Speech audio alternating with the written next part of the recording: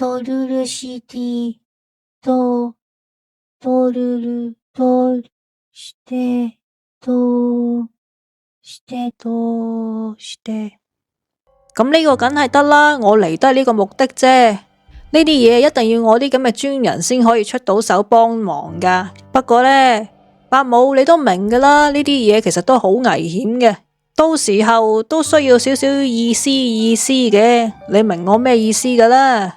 咁我爸爸都唔係蠢人嚟嘅，佢即刻問呢位林生：咁你意思係要幾多錢呢？跟住我見到嗰隻嘢慢慢將自己面上面嘅符咒撕落嚟，我當時真係驚到，我真係唔識點樣形容啦。我只好合埋隻眼，我不停喺度諗：今次死啦，今次死啦，死啦！突然之間，我聽到啪一聲。大家好，好歡迎嚟到可觀仔嘅星期 X 怪談之夜。講落去之前，麻煩可以俾翻個 like 同埋訂閱下我頻道。仲有嘅就係，冇錯，我阿媽個 friend 已經幫我買咗返嚟啦。今日可以索盡啲，嗦一啖海闊天空。咁我哋開始啦噃。今日呢個故仔呢，比較長咗少少，希望大家可以用心去聽啦，聽到最尾啦最好，因為到最尾呢，有樣嘢呢會令到希望大家可以聽到最尾，因為去到最尾嘅時候呢，你可能會哇一聲嘅。呢個故事呢，我係上網一個日本網站嗰度揾到出嚟嘅，都比較舊咗啲噶啦。其實佢唔係一個故事嚟嘅，係一個人呢投稿嘅，咁就話係佢個親身經歷嚟嘅。咁由而家開始呢，我就用我嚟代表佢啦。如果俾啲嘢纏住咗嘅話呢，有好多人以為做一兩次呢個驅邪儀式就可以搞得掂噶啦，但係其實基本上呢就冇乜可能嘅。嗰啲嘢通常會用好長時間去侵蝕你，好多時候其實根本係趕唔走嘅添。就好似我咁樣，我大概俾嗰啲嘢纏咗2年幾。講明先，我而家身體呢就冇咩缺陷嘅，生活都算正常。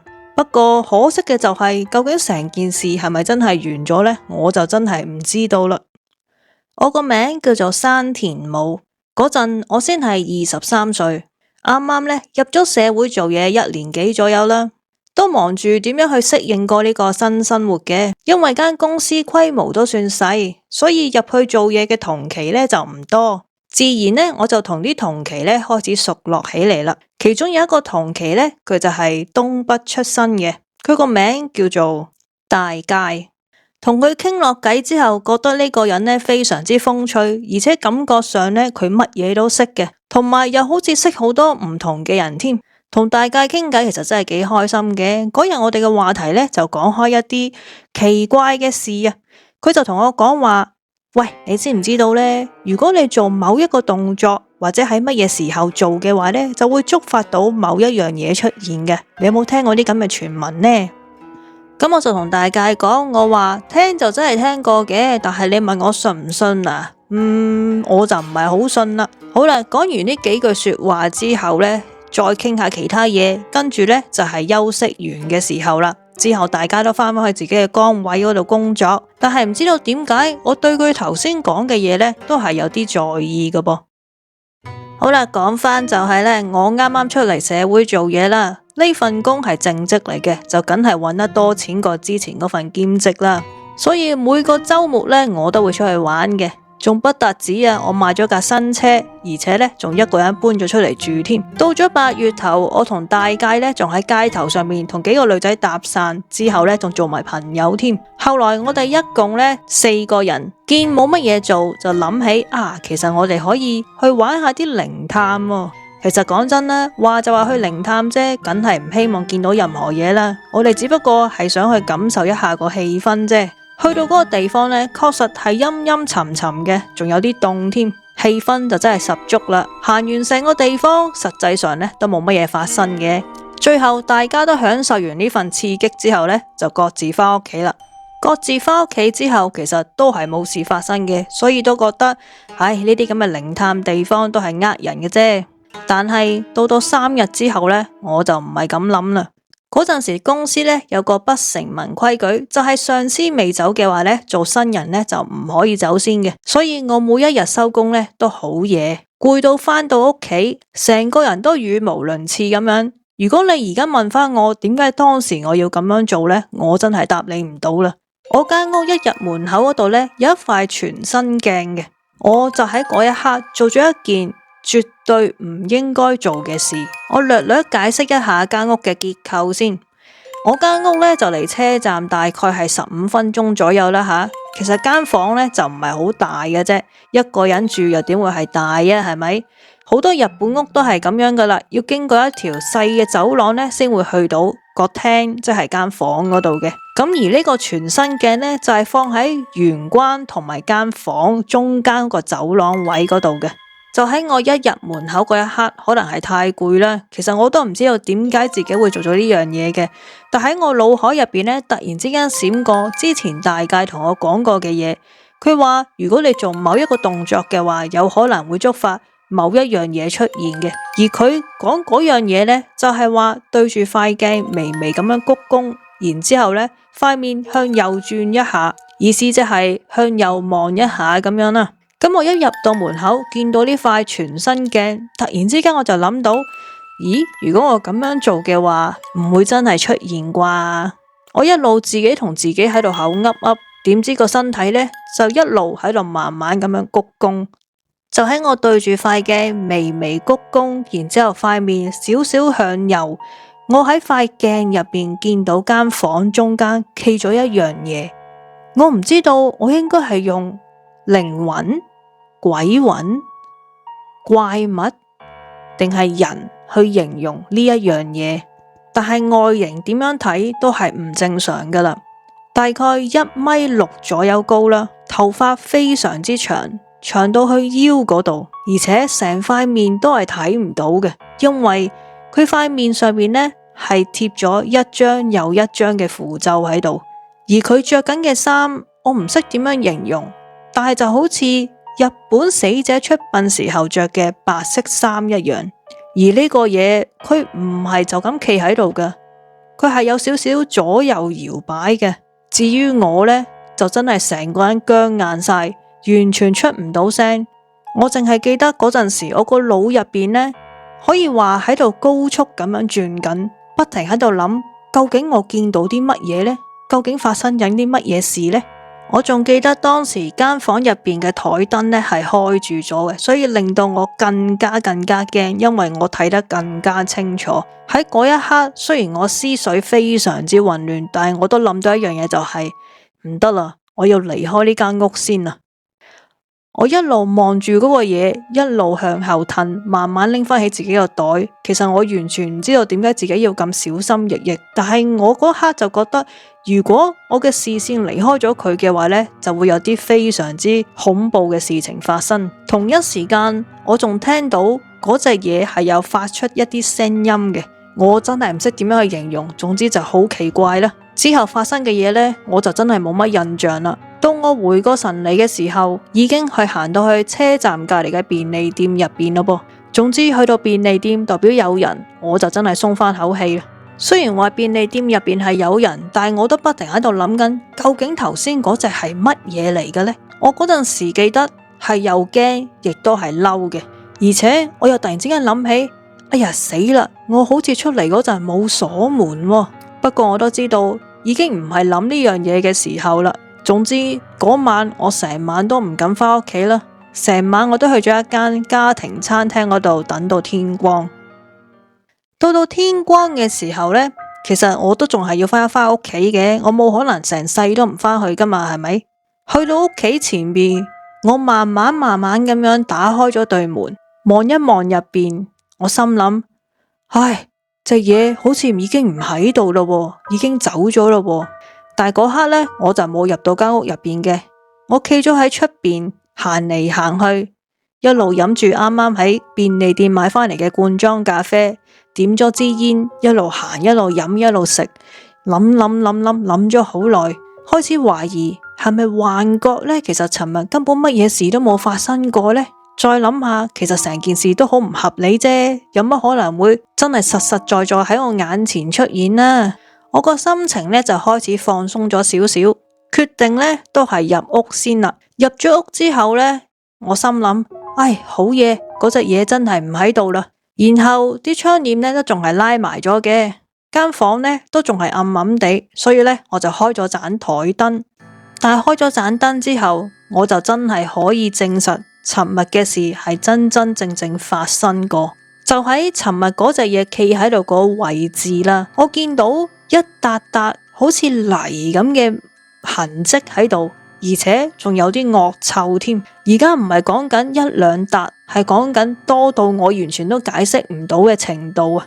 而喺呢瞬間，我突然之間又諗到一樣嘢，證明尋日真係發生過嘅。冇錯啦，尋日我出去之前盞燈係開住嘅，但係頭先我返到嚟盞燈係熄咗嘅，咁即係話有人係熄咗盞燈。然之後我再望下個燈掣，我發現個燈掣上邊都有一啲泥嘅痕跡喺度。確實我嗰陣時嘅心情呢係真係非常之沉重嘅。不過既然唔遇都遇到咗啦，亦都改變唔到噶啦，唯有接受啦。或者你可以當我係一個典型嘅 AB 型性格啦吓。就算喺咁嘅情況之下呢，我都決定清理咗啲泥先，然之後呢我就沖個涼返公司嘅。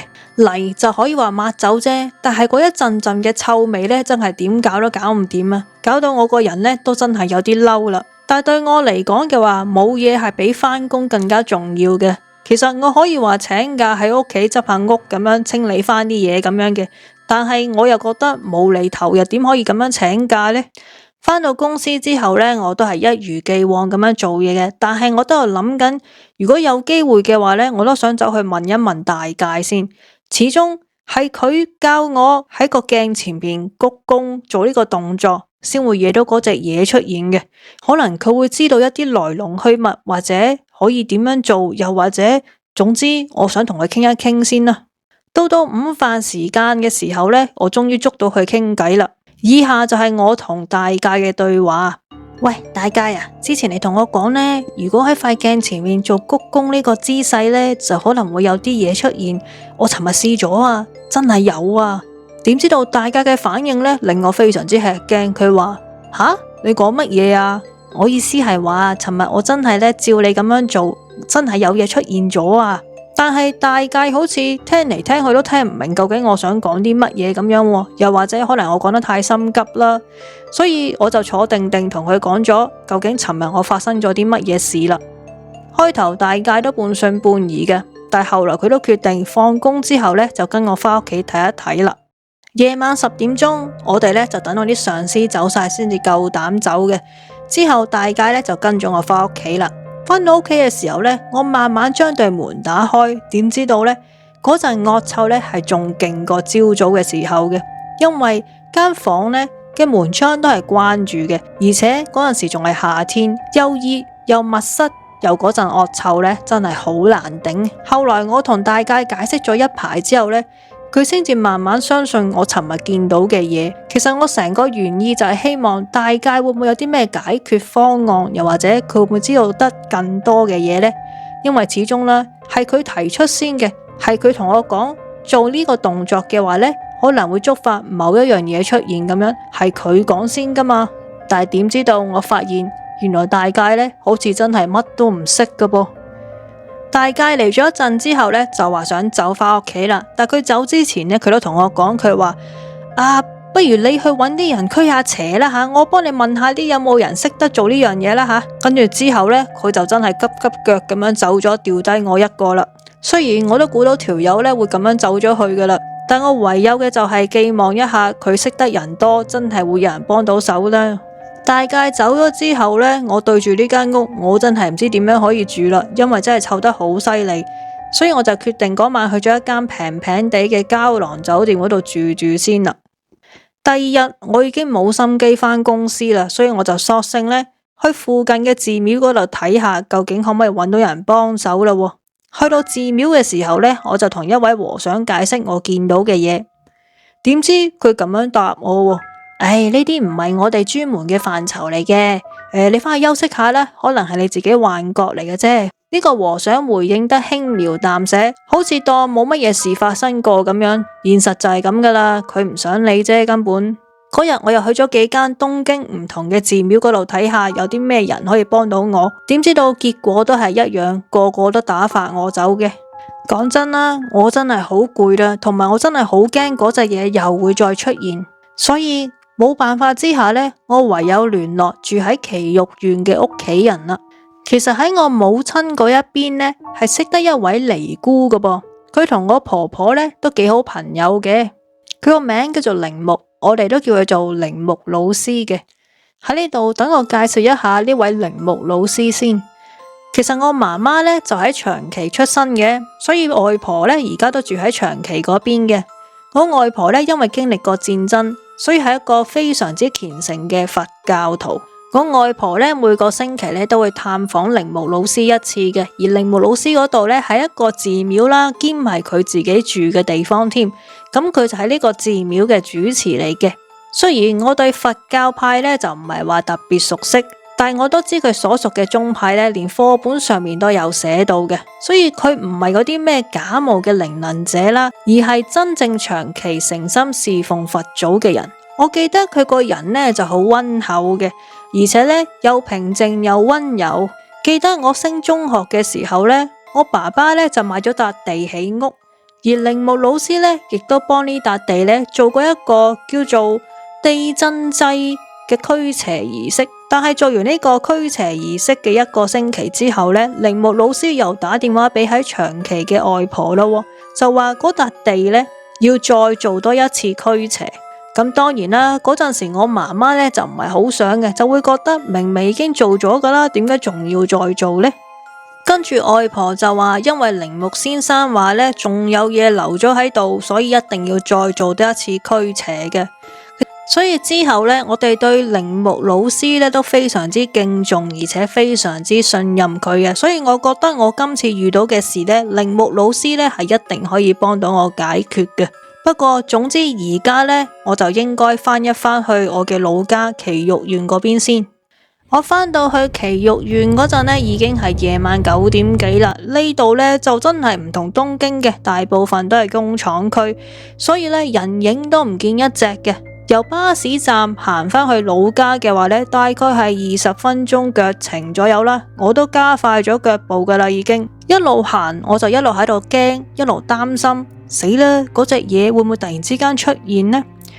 其實嗰陣時已經係夜晚，天氣呢開始轉涼噶啦。但係好奇怪嘅就係喺我條頸上邊，我 feel 到好似有啲熱喎。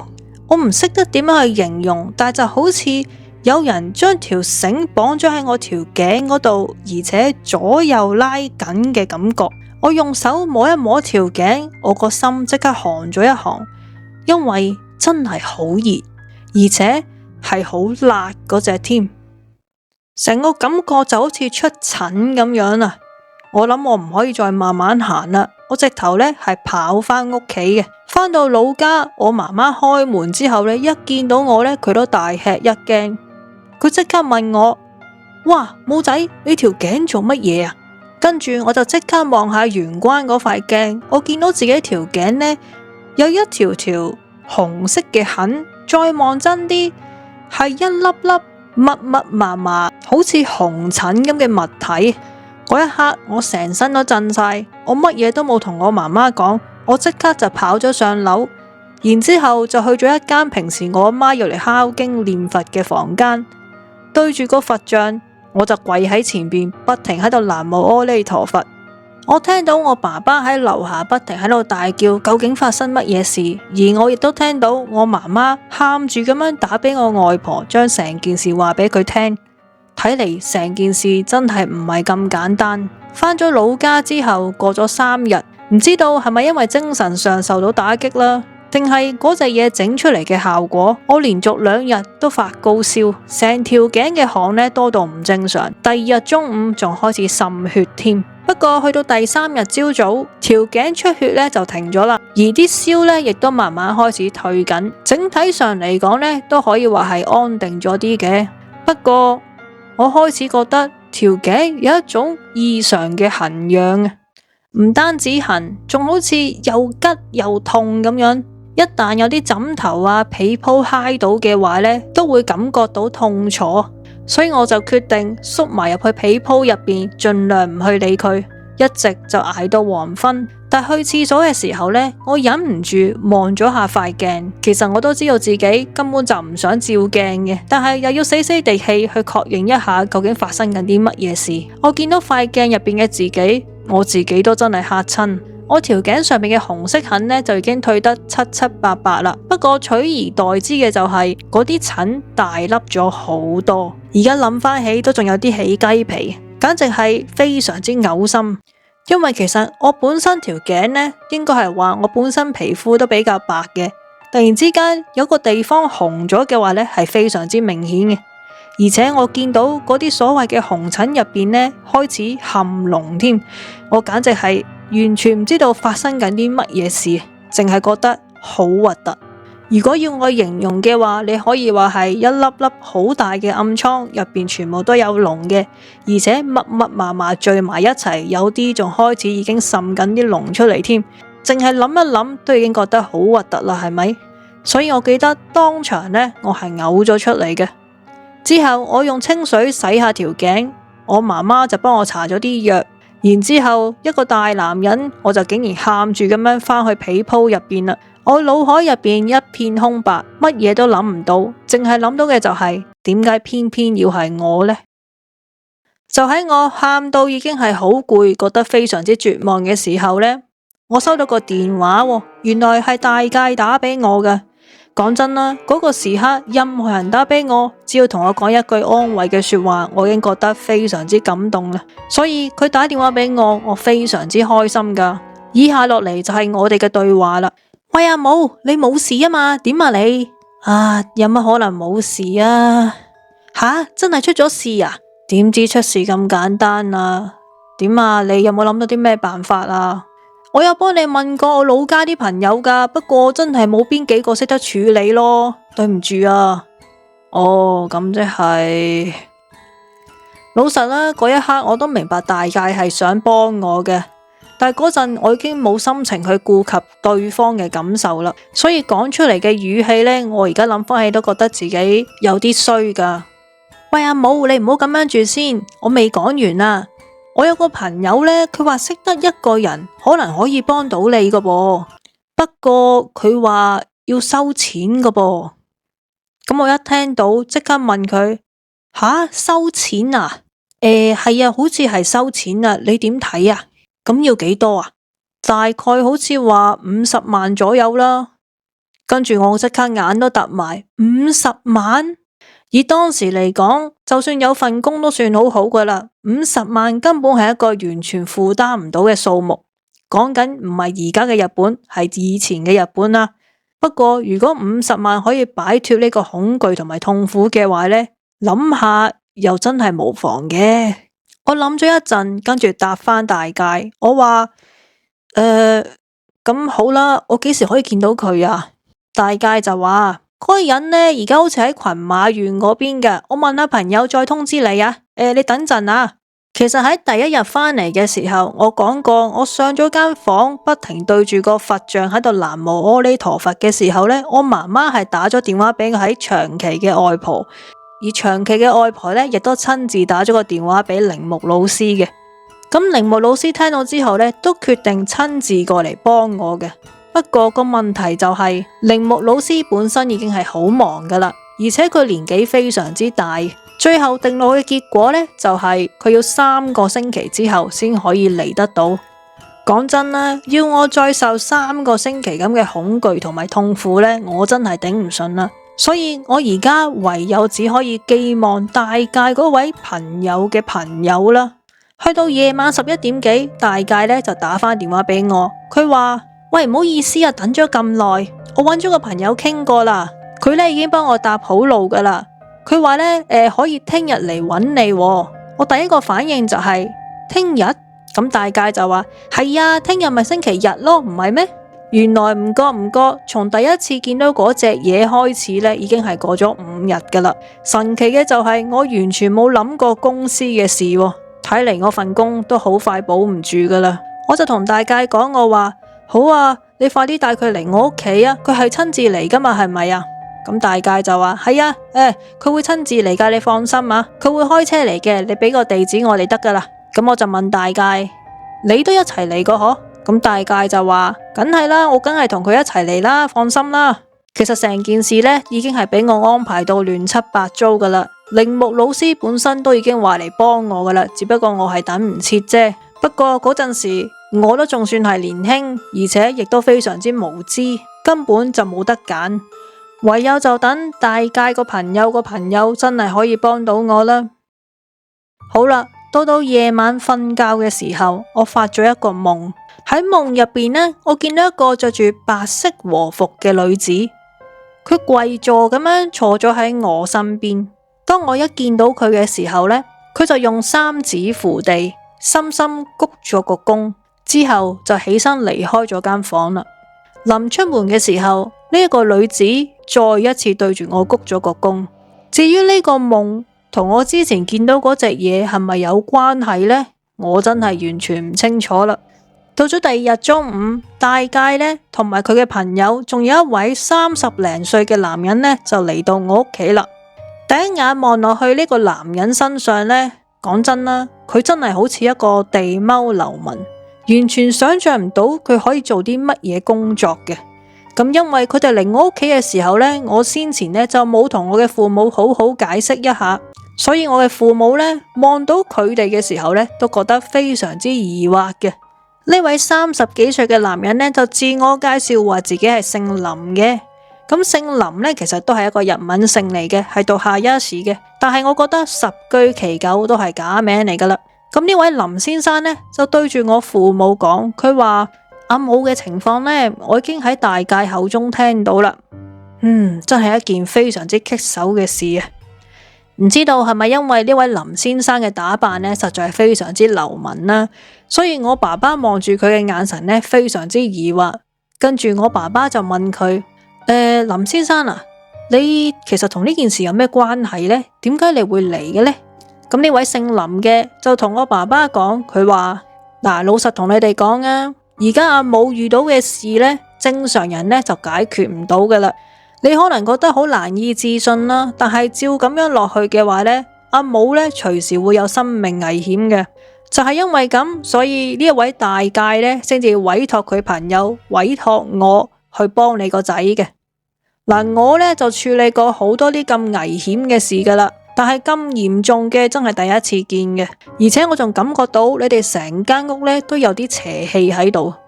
我爸爸望住呢位林先生，半信半疑，就問佢：林生啊，唔好意思啊，其實你係做咩職業嘅呢？不過呢個姓林嘅又真係問非所答嘅喎。佢話：伯父你係咪介意啊？不過我都明嘅，突然之間我走上門同你講啲咁嘅嘢，你又真係好難可以相信我嘅。不過我同你講啊，如果你而家唔好好同佢驅靈嘅話呢，阿母隨時會俾嗰隻嘢帶走噶。咁我媽媽一聽到呢一句說話，佢非常之緊張，即刻問呢位林先生：吓，咁可唔可以拜託林先生你即刻幫手呢？咁林先生呢就話：咁呢個梗係得啦，我嚟都係呢個目的啫。呢啲嘢一定要我啲咁嘅專人先可以出到手幫忙噶。不過呢，伯母你都明噶啦，呢啲嘢其實都好危險嘅，到時候都需要少少意思嘅。你明我咩意思噶啦？咁我爸爸都唔係蠢人嚟嘅，佢即刻問呢位林生：咁你意思係要幾多錢呢？咁啊，起碼都200啦。如果唔係啊，就真係好難搞噶啦。咁我爸爸媽媽甚至係我一聽到呢，大家都愕晒然。200，而家講緊200，唔係200 yen 啊，係200萬 yen 啊，即係話呢個林先生要我哋俾200萬 yen 先至肯幫我除靈。咁呢位林先生見到我哋咁震驚呢，佢就話：講真啦，如果唔係呢位大介嘅話呢，話想救翻個朋友呢，我真係唔會嚟呢一度啊。我就冇問題嘅，反正都唔關我事。不過如果區200萬 yen 可以救翻你個仔條命嘅話呢，我覺得都抵噶噃。然之後林先生再望一望我，同我講，佢話：嗱，再講啦，阿母，你自己都去過好多寺廟啦，冇人幫到你，根本真正識得處理呢啲嘅人呢，其實好少嘅啫。唔通你想重新再揾過咩？之後我一直都冇出到聲。當聽到200萬呢個數字嘅時候呢，我望咗大介一眼，而大介個樣呢，顯得非常之尷尬。睇嚟佢都冇諗到，原來呢位林先生收嘅錢係可以咁貴嘅。到最後，爸爸媽媽呢，就因為對成件事都唔係好了解啦，點樣先幫到我，佢哋都唔知道。而且見到我又喊又剩，同埋真係好辛苦咁嘅樣，所以佢哋唯有勉強接受，將件事交俾呢個姓林嘅處理啦。呢位林先生就話今晚呢就要開始做除靈噶啦，所以佢要出一出去先，然後再返嚟嘅。因為嗰時仲係中午時分，佢出門嘅時候呢，我爸爸媽媽呢就真係俾咗200萬日圓佢嘅。咁其實嗰一刻我都有諗過，會唔會拎咗啲錢走咗唔返嚟呢？但係我唔信佢，都要信下我個朋友啊。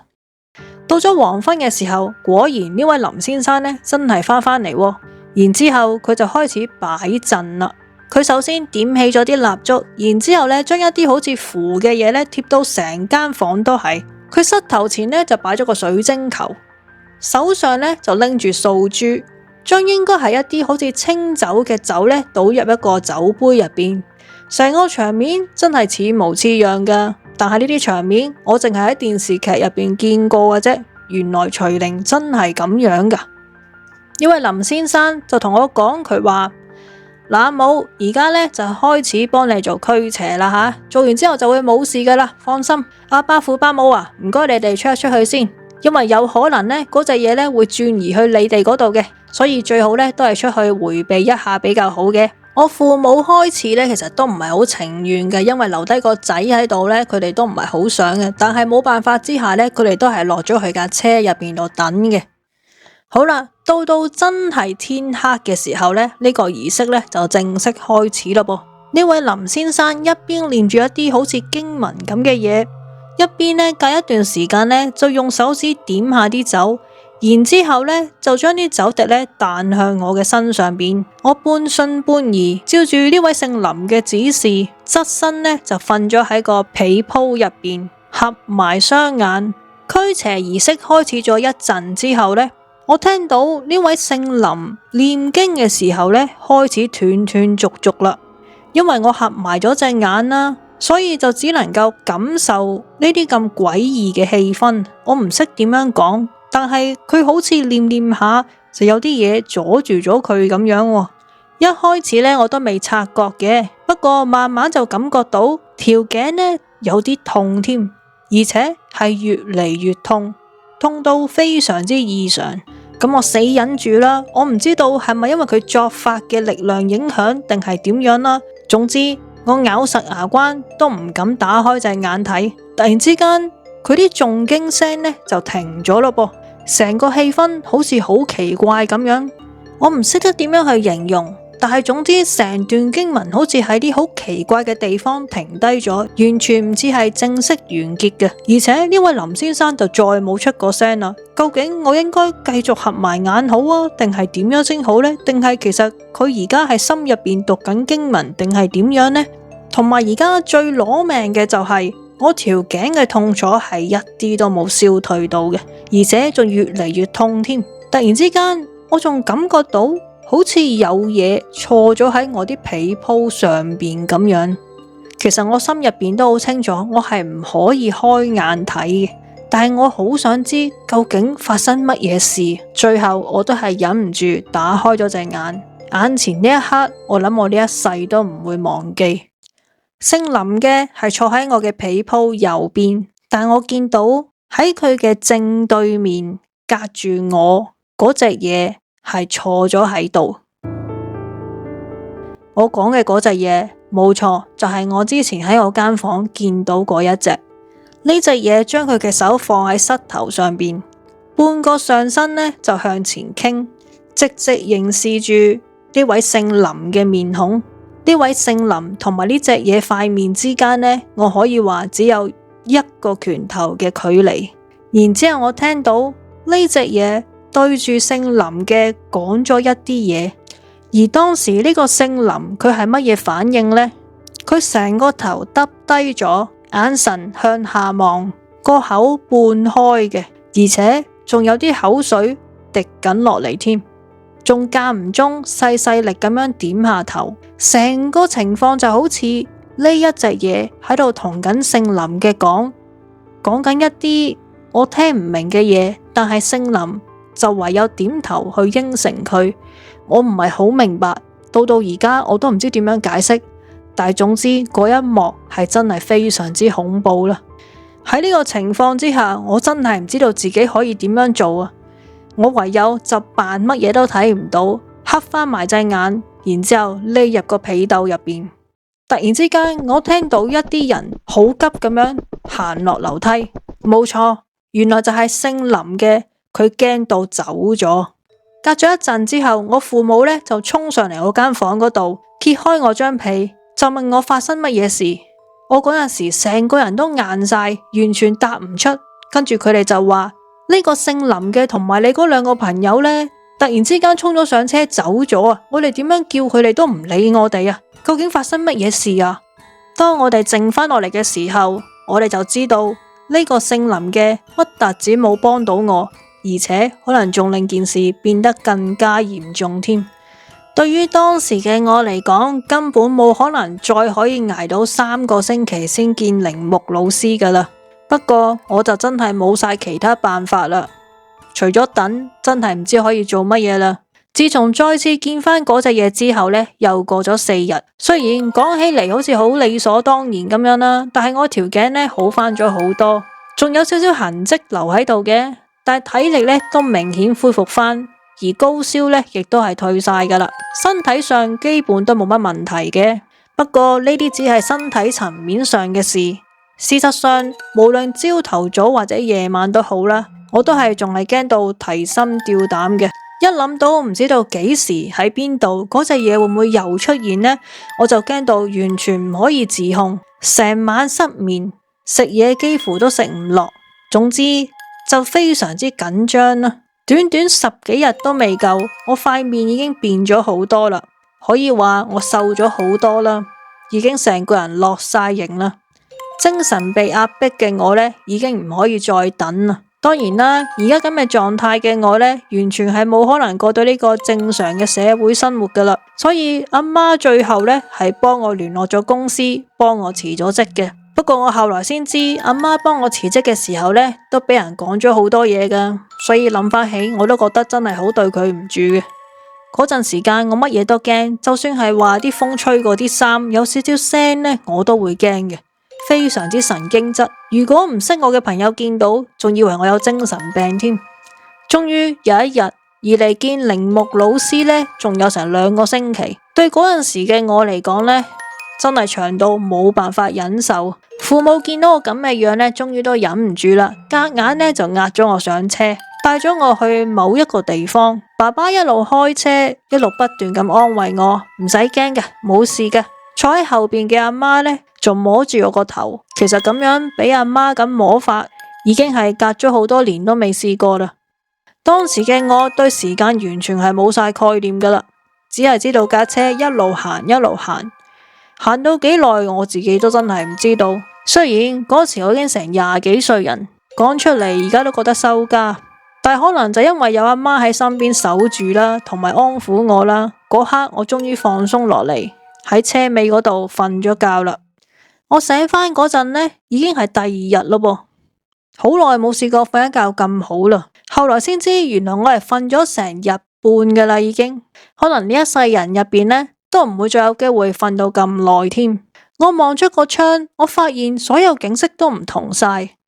我再望真啲，我非常之驚訝，原來我哋已經係到咗長期啦。原來我父母見我最近精神緊張得太犀利呢，所以就決定避開啲飛機啊、新幹線啊，特登呢就揀咗車程嘅。中途都停咗好多次休息，但係爸爸幾乎呢係冇休息過嘅，一直都係揸住車。阿媽就一直陪喺我隔籬，驚我再驚。因為鈴木老師佢喺長期如果要佢嚟埼玉縣呢度嘅話呢，仲要等成2個星期，所以阿爸阿媽先至決定塞我上車，車我嚟長崎呢一度嘅。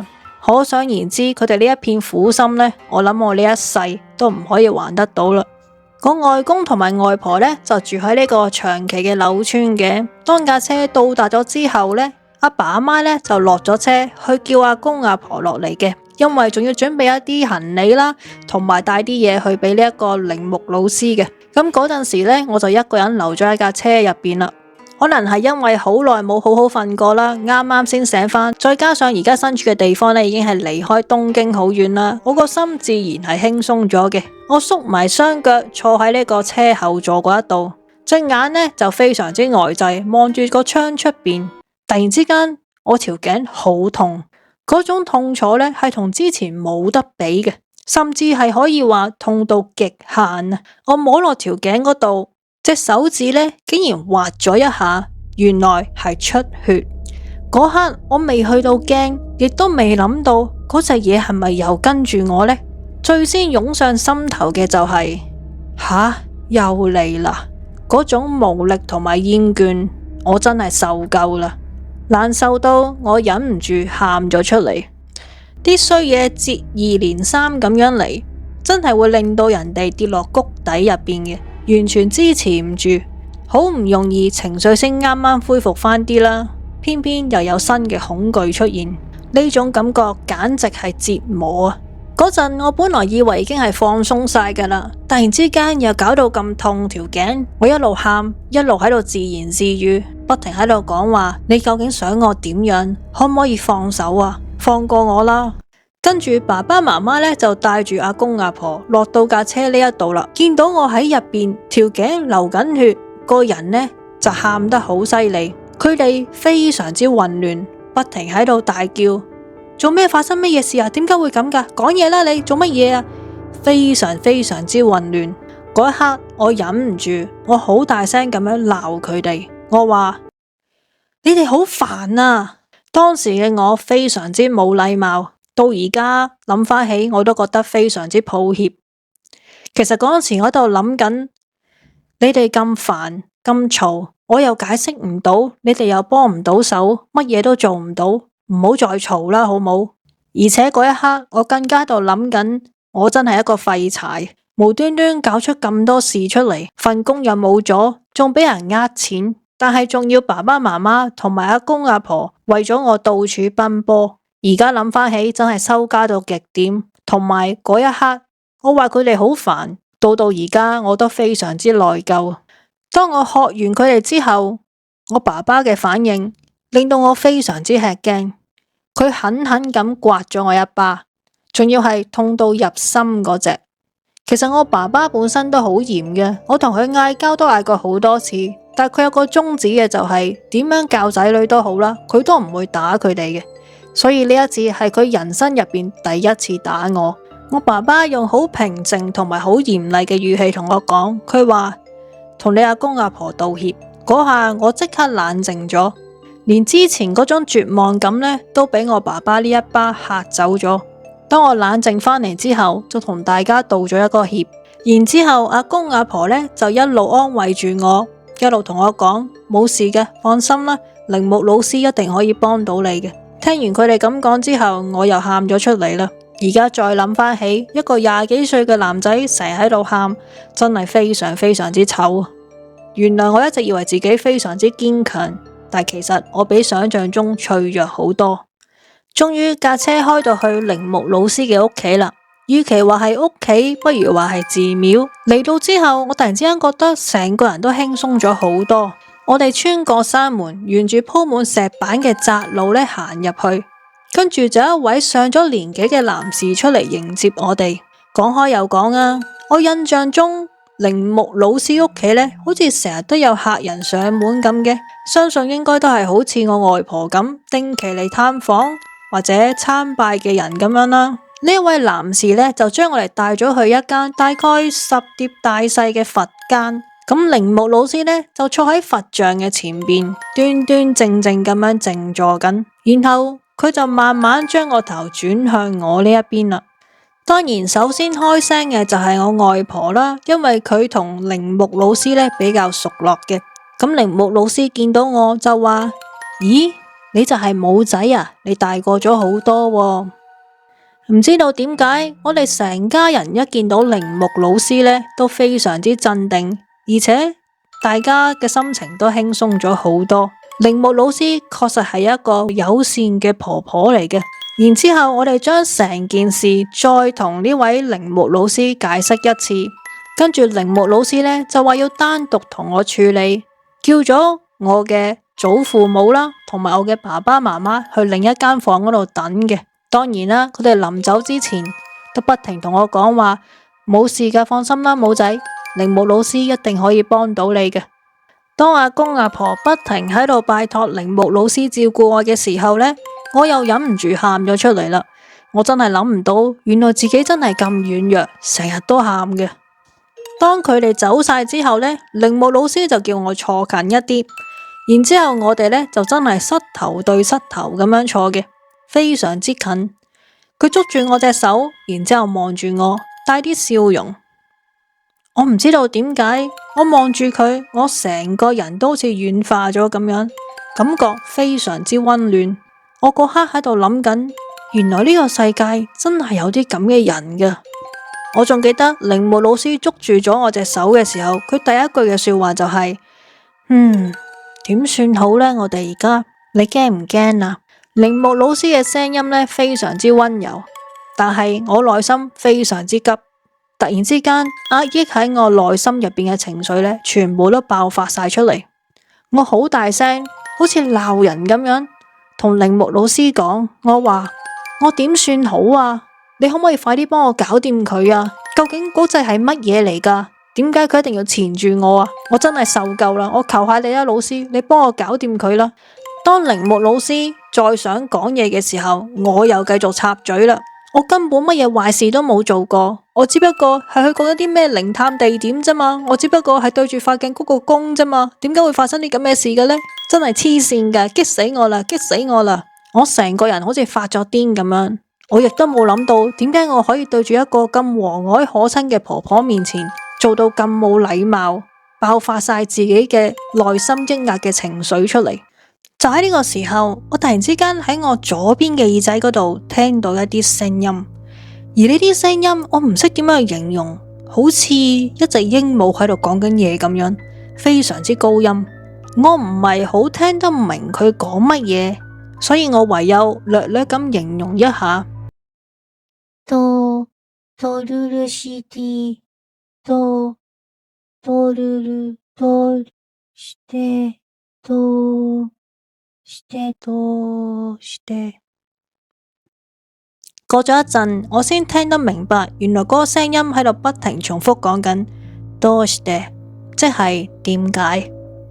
嗰一刻，我望住鈴木老師嘅眼，然之後鈴木老師都望返住我，但係開頭佢個和藹可親嘅笑容唔見咗，變到非常之嚴肅。我好清楚喺我左邊嘅視線範圍入邊呢係有啲嘢喺度嘅，但係我唔敢望。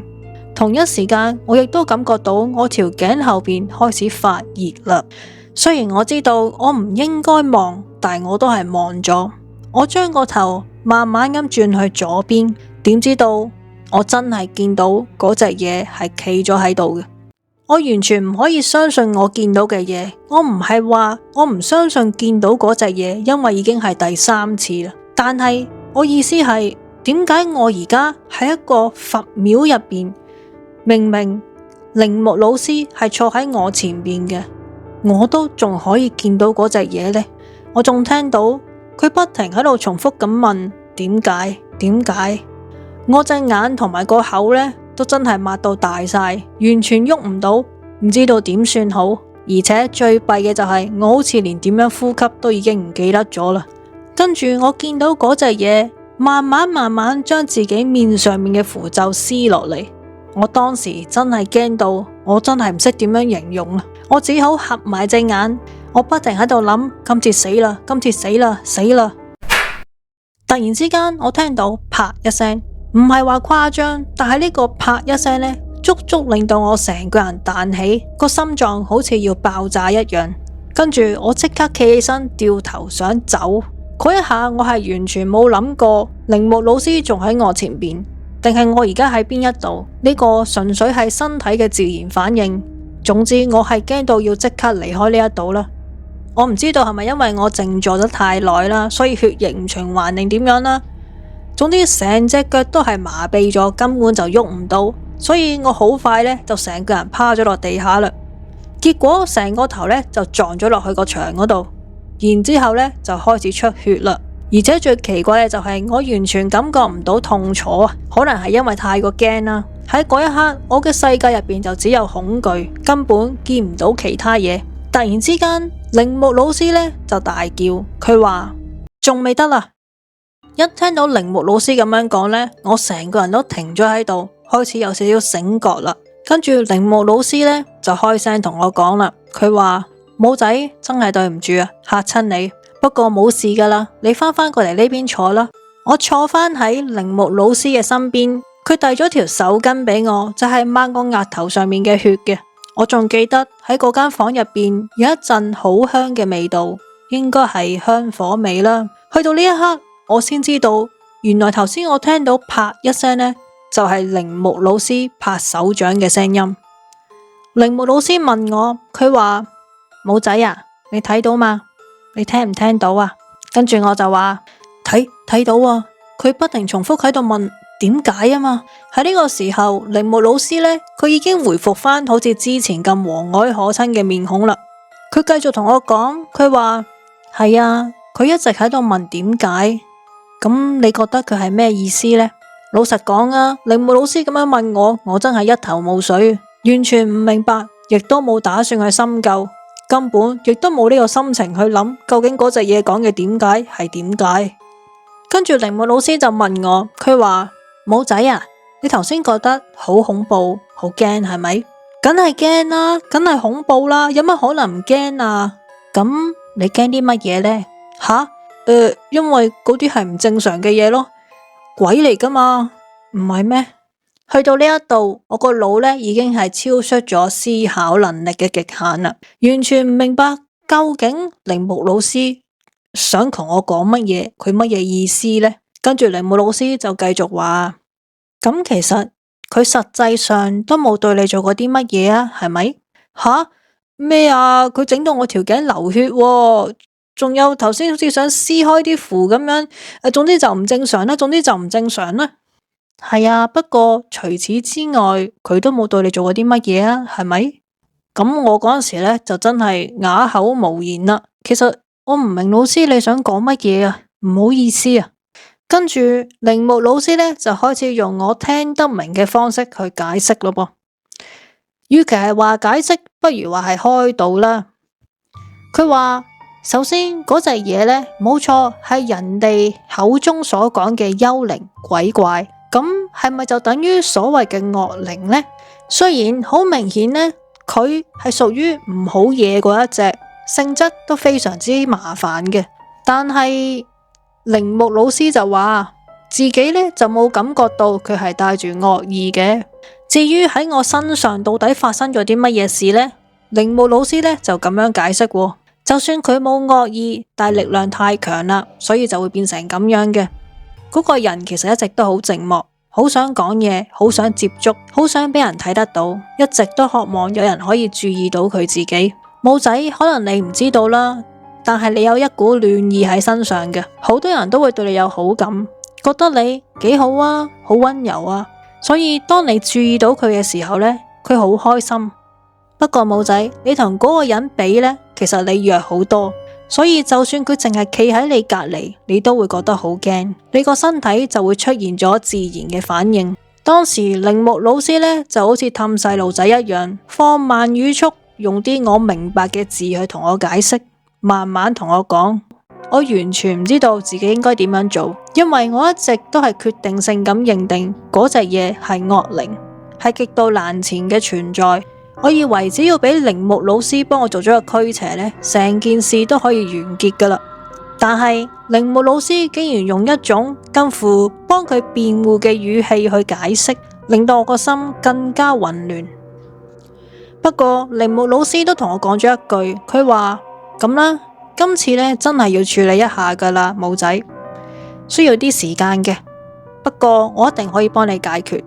就係呢一句說話，真真正正救咗我。喺嗰一刻，我個心呢就即刻喺度諗緊，成件事終於完結啦，我以後都唔使提心吊膽咁樣過日子啦。以下落嚟就係呢一個鈴木老師對我嘅叮囑，對我嚟講係一世都唔會忘記嘅。佢話就算佢嘅外表有幾恐怖都好啦，就算你係唔認識佢都好啦，但係你都要當佢同你係一樣嘅，佢都喺度受緊苦，佢都喺度等緊一個可以幫到佢嘅人，一個可以救到佢嘅人。鈴木老師呢就開始誦經啦，但係佢誦經呢就唔係為咗驅邪，而係想幫嗰隻嘢呢安息，等佢可以成佛嘅。之後鈴木老師見我仲係好驚，佢就同我講話：武仔，你今晚呢就留喺度瞓啦。其實嗰一晚呢，嗰個額頭係非常之痛嘅，但係唔知點解我瞓得非常之安樂，非常之冧。第二朝，我以為我已經好早醒啦，原來鈴木老師呢比我更加早醒，而且佢已經係誦完經添。佢同我講，佢話：早晨啊，武仔，嚟啦，你去洗個面先，然後食早餐。食完早餐之後呢，我會帶你去本山嗰一度嘅。鈴木老師所屬嘅宗派呢，之前講過啦，係歷史悠久到連教科書都有記錄到嘅大宗派，全日本呢都有好多信徒同埋修行人嘅。而佢哋嘅總部呢，就分開咗東本山同埋西本山。今次鈴木老師帶我去嗰個呢，就係西本山，我會喺嗰度住一排嘅。原因呢，就有兩個，一啦就係為咗提升自己本身有嘅德行嘅德，到而家其實我都解釋唔到究竟係乜嘢意思。二呢，就係喺本山嗰度可以幫嗰一隻嘢做呢個供養嘅。等佢可以快啲超度，等佢可以快啲成到佛嘅。咁當然以上兩點都係鈴木老師同我講噶啦。我自己呢，你話好明白呢，又唔係喎。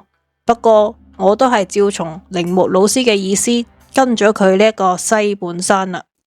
去到本山之後呢，就一位比較年輕嘅僧人呢已經喺度等緊我哋啦。當呢個年輕嘅僧人見到鈴木老師嘅時候呢，佢行咗一個非常之大嘅禮。之後我哋就去咗正殿旁邊深處嘅一間小屋，雖然叫做小屋啦，但其實好大好有氣派，根本稱得上係殿舍。喺嗰度個個師傅呢都向鈴木老師行禮嘅噃。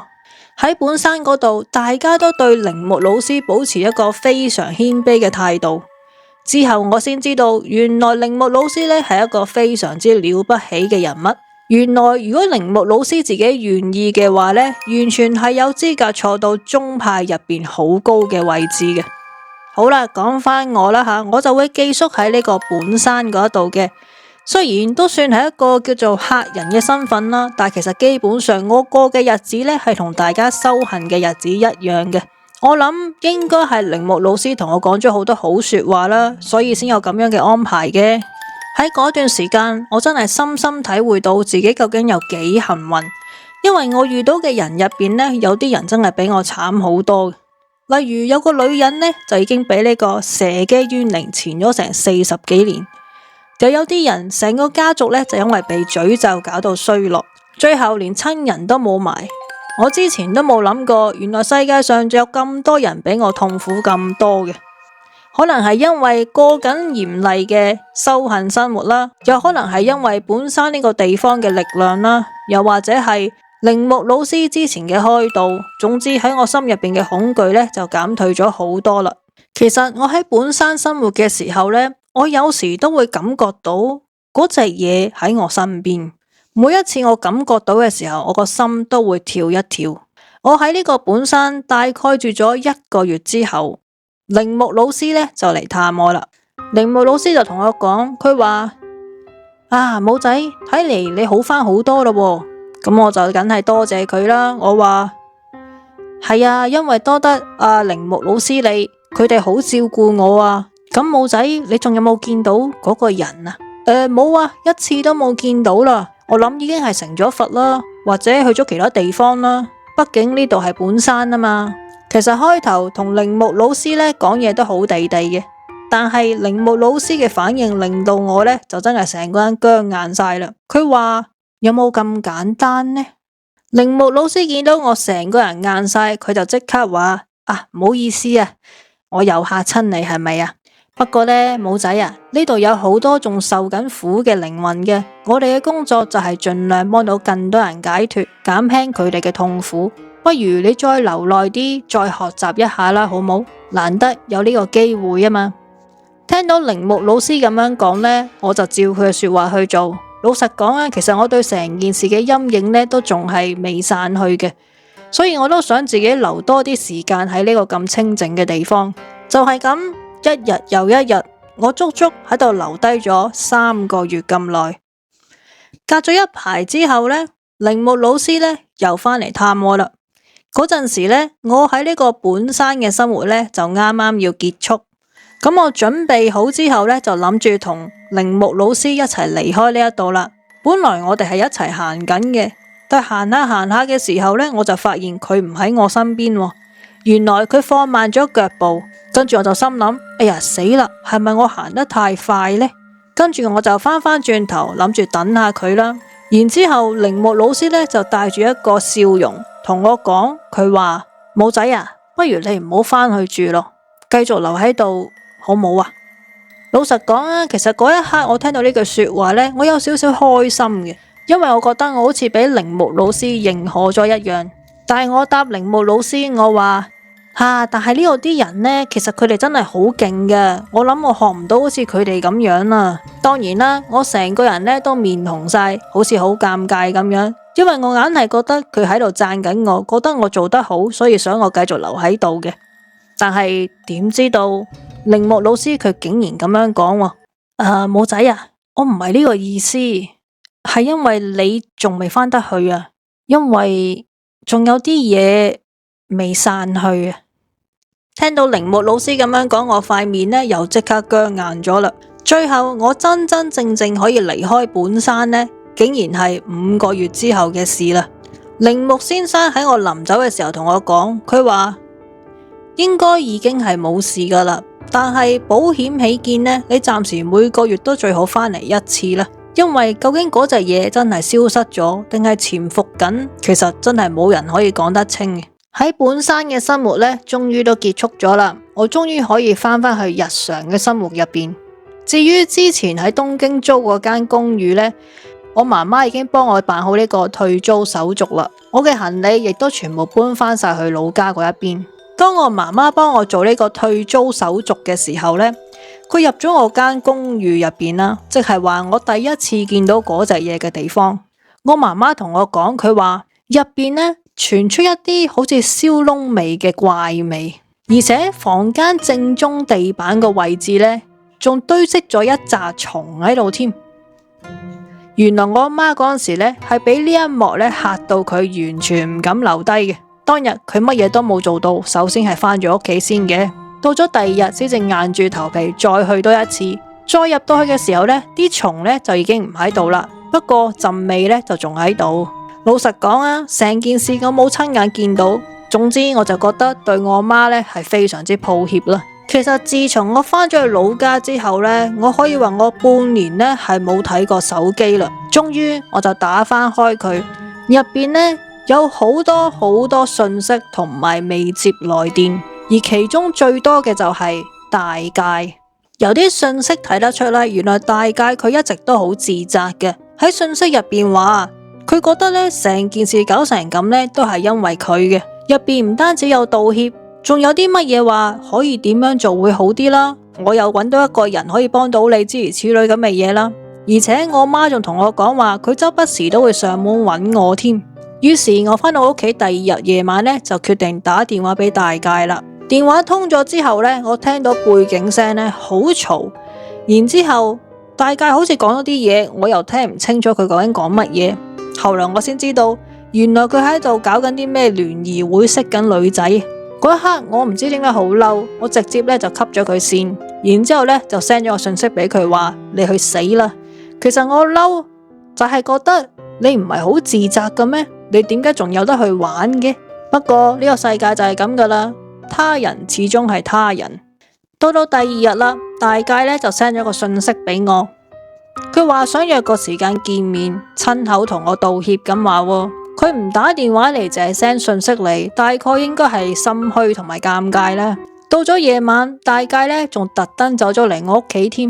其實佢都住得好遠嘅，咁遠地方特登走到嚟埼玉呢度揾我呢，都顯得出其實佢真係好後悔嘅。當然啦，主要原因就係佢知道我而家夜晚呢就好驚出門口。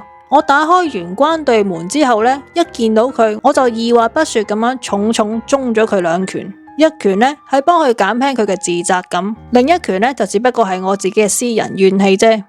之後我將成件事呢講咗俾大介知，跟住我哋兩個呢一齊驚、一齊震、一齊興奮，總之就好似翻返去以前嘅日子咁樣啦。後來我就問大介，記唔記得當日呢一個所謂嘅徐靈思呢個姓林嗰個男人呢？點解佢無端端會走咗出去嘅呢？究竟嗰日係發生乜嘢事呢？大介就話，其實嗰一日呢，當呢個姓林同我徐靈嘅時候呢，佢同另一位朋友呢都喺架車度等緊嘅。突然之間見到呢個姓林喺間屋嗰度衝出嚟，然之後呢就衝咗上車，仲好大聲咁叫我哋開車添。佢當時嘅神情非常之慌張，簡直唔似一個正常人，嚇到我哋都冇選擇嘅餘地，唯有就開車走人啦。因為大介話，如果嗰刻佢哋反抗嘅話呢，真係唔知道呢個姓林嘅會做出啲乜嘢事出嚟。佢仲話，當架車開到半路中心嘅時候呢，呢個姓林呢就跳車走咗添。大介仲話喺架車入邊嘅時候，呢個姓林呢講啲嘢呢非常之嚇人。佢突然之間會自己喺度笑，突然之間喺度震，仲不停喺度話我唔係嗰個人，我唔會做啲咁嘅事。完全唔知咩意思，但係佢成個樣呢已經係好得人驚啦。其實聽大介咁樣講翻嘅話呢，當時佢冇翻屋企揾我，係因為佢太驚啫。老實講啦，如果俾着係我嘅話，可能我都會做相同嘅事情，所以我都唔可以怪佢嘅。其實之後呢個姓林發生過啲咩事呢，就真係冇人知道啦。但係有一樣嘢我哋可以確認嘅就係，原來呢個姓林嘅呢真係半桶水，而且真係嚟呃錢嘅。而介紹姓林俾大介嗰個朋友呢，亦都係俾姓林呢個慫恿，想賺翻少少零用錢先至嚟呃我嘅。大介都話已經打咗呢個朋友一身噶啦，希望可以原諒佢啦。咁我都明白，其實好多嘢佢都身不由己嘅。之後我同大介呢都係做翻好朋友嘅。打後嘅日子，我都照足鈴木老師嘅吩咐。第一年呢，每個月我會去探佢一次；第二年呢，就變成3個月去一次。至於大介嘅話呢，可能佢因為仲係覺得想補償俾我啦，就算冇咩特別理由都好，佢都會成日嚟屋企探我嘅。而且我每次出發去揾呢一個鈴木老師嘅時候呢，佢都會 send 短信俾我嘅。自從見到嗰隻嘢之後，已經係2年啦，隔咗。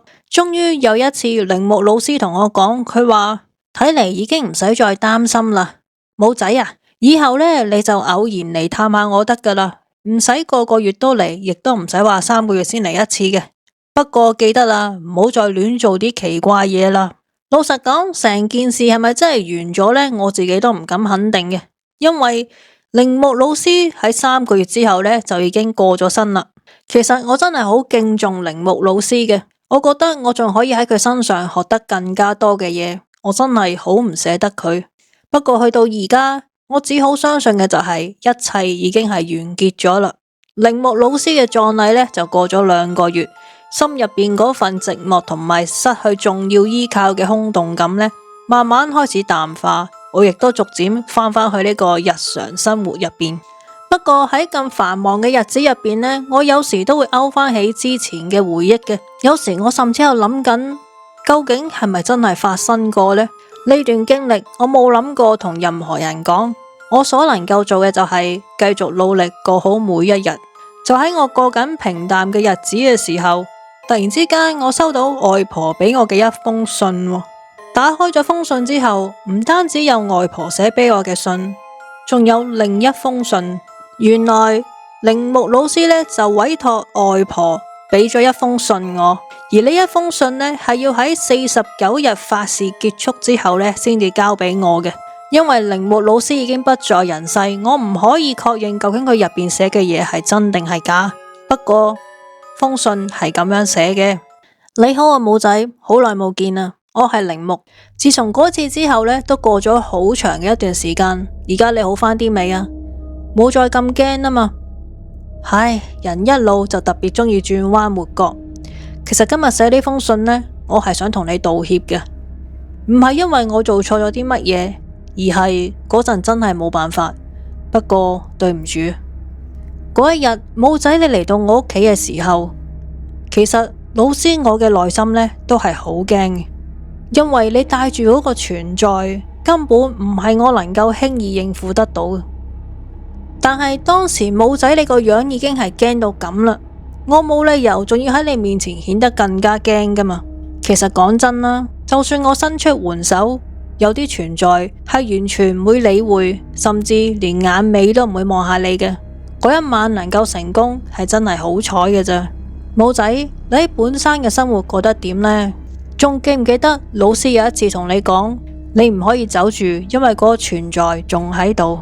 其實嗰陣時，老師我嘅心入邊有個強烈嘅感覺，覺得如果就咁俾你走嘅話呢，肯定會出大事。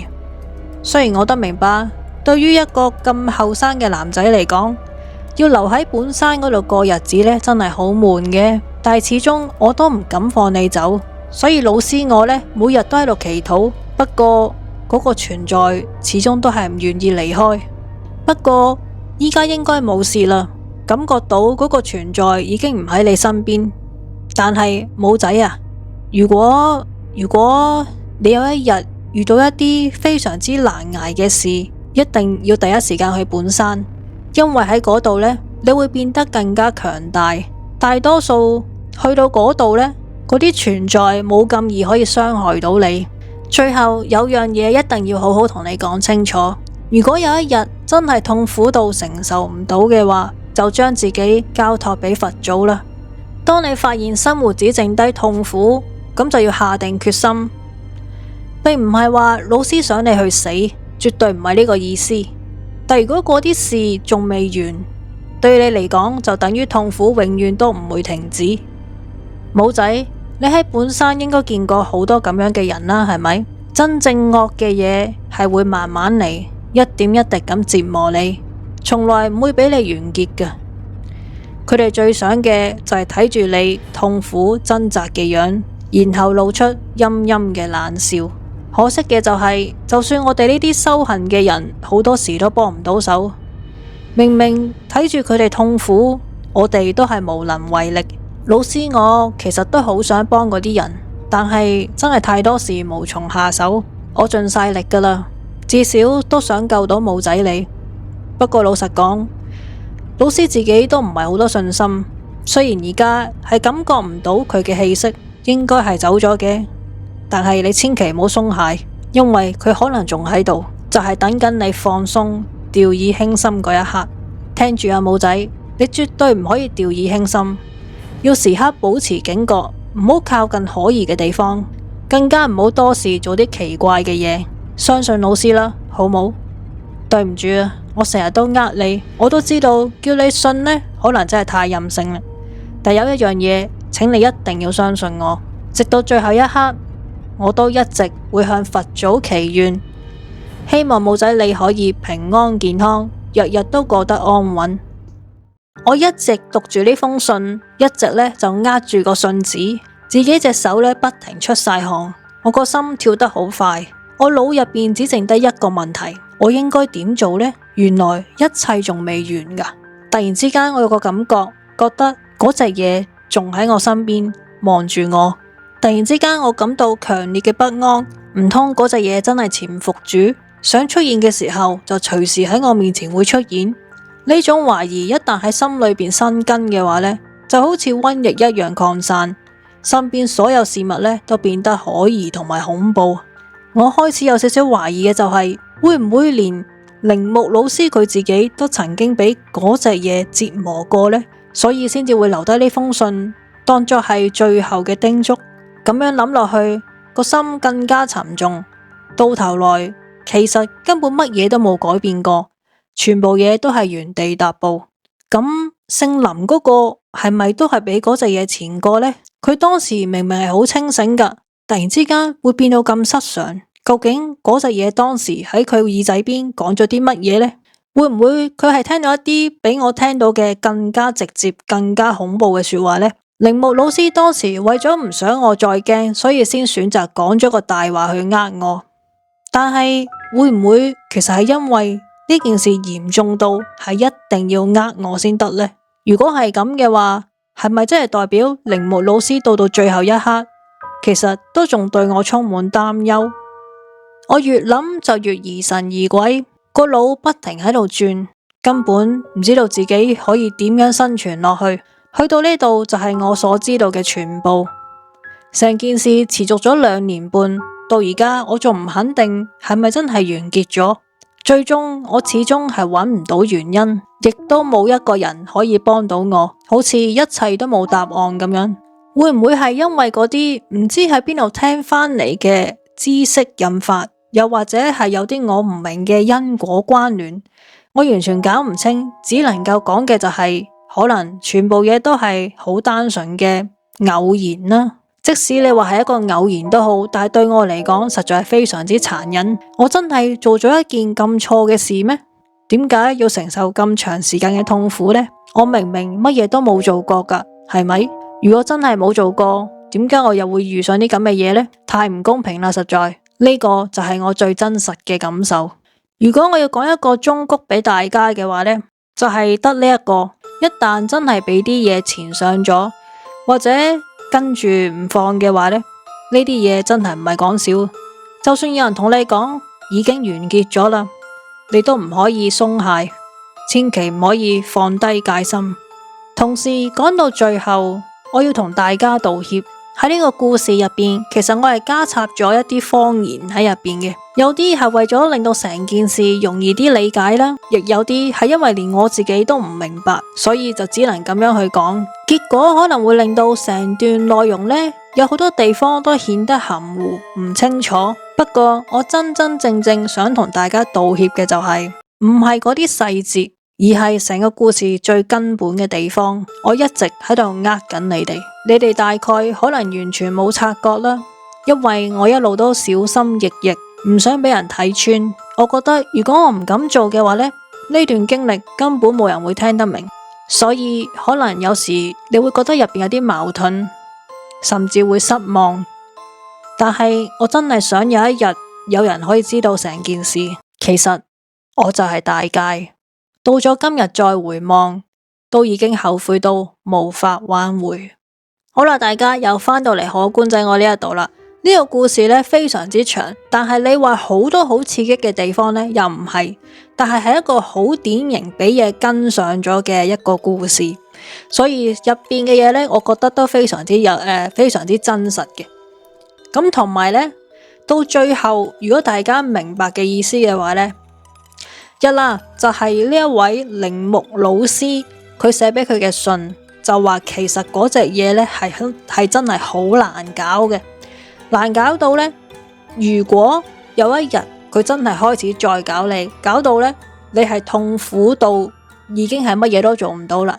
佢寫明係話將自己交託俾佛祖，意思呢，即係明示或者暗示啦，同佢講到嗰陣時呢，你最好就係了結自己生命。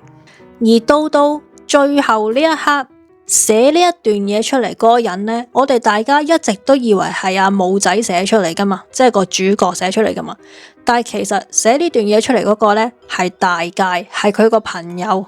佢冇明示寫，但係已經暗示寫咗呢。其實佢入邊講嗰個武仔呢，已經可能係唔再生存喺呢個世界上。有可能係應驗咗鈴木老師同佢講嘅，如果你真係痛苦到忍唔到啦，你就了結自己生命啦。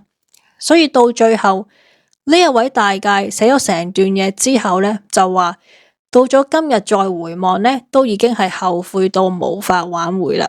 因為大戒其實佢呢，又唔可以話佢係罪魁禍首嘅，但係佢係首先第一個同武仔提過話，如果你試下咁樣做嘅話呢，可能某一件事呢就會發生。係佢教武仔喺塊鏡前面鞠躬嘅，而且亦都係呢一個大介揾咗一個神棍去幫武仔除靈，點知道呢？越搞越禍，所以大介佢一直都喺度自責緊嘅。簡單啲講啦，即係話武仔唔喺呢個世界上啦，而剩翻落嚟嘅大介呢，佢係非常非常之自責同埋後悔嘅。其實呢，當呢一個姓林呢問武仔攞錢嘅時候呢，我都有諗過，咦係咪人嘅呢？係咪神棍嚟嘅呢？咁樣我有諗過嘅，點知原來 turn out 佢真係一個神棍嚟。跟住送咗佢去鈴木老師嗰度呢，咁我都以為真係要去到寺廟嗰度搞完之後就冇事啦。咁其實我以為係一個好平淡嘅一個，又唔係好平淡嘅，但係即係去到寺廟就即刻可以搞掂一個咁簡單嘅故事啦。但係冇諗到原來根本係搞唔掂嘅，係連個寺廟嘅呢個鈴木老師都仲要係講大話嚟呃佢。所以呢個故事呢，真係要睇到最尾先至覺得好睇。唔知大家點諗啦？好啦，今日講嚟呢度啦，走先啦，係咁先，下次再傾啦，再見。